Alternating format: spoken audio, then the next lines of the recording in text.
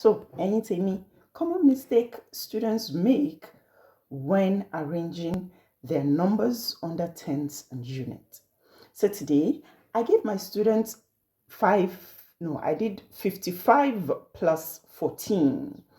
And he wrote his T for tens, his U for units, and arranged 55 under tens, and 14 under unit. He arranged it vertically.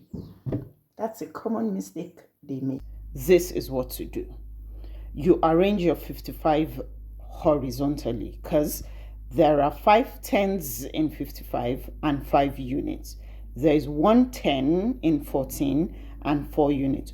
Always start your addition from the units. 5 plus 4 is 9.